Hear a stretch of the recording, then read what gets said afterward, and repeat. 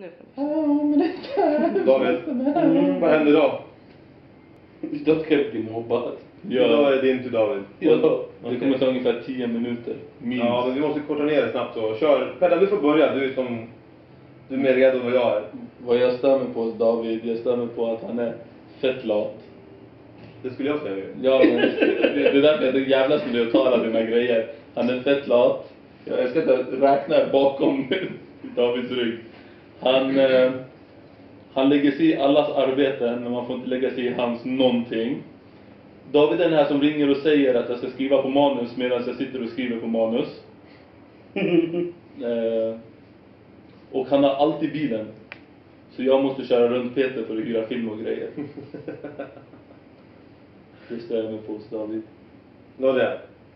Ja, jag stämmer upp på att David alltid, ifall vi ska ha ett möte på en dag i en viss tid, så kan David börja prata om det ett par dagar innan. Men han börjar alltid bakifrån, så han säger aldrig att vi ska ha ett möte på torsdag klockan 2. Utan han är så här, ja, vad gör du på torsdag? Vad gör du klockan 1? Vad gör du klockan 4?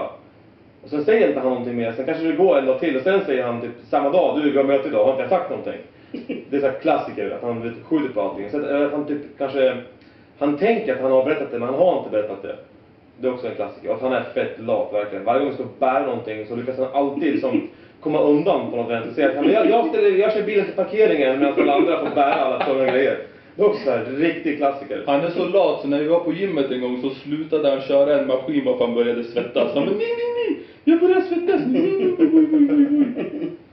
Och så nu på senare tiden har han gnällt att han har ont i ryggen. Så det kommer inte komma ifrån det. Och han äter alltid upp alla kakor. Han lämnar aldrig något till mig. Och så stör jag mig på att han står, när vi pratar så ska han alltid stå i dörröppningen och vagga fram och tillbaka mellan dörren.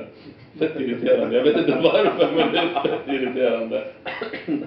Ja, det är väl det eller? Var det allt? Men annars är han ganska bra pojke. Ja, Men det är ingenting bra.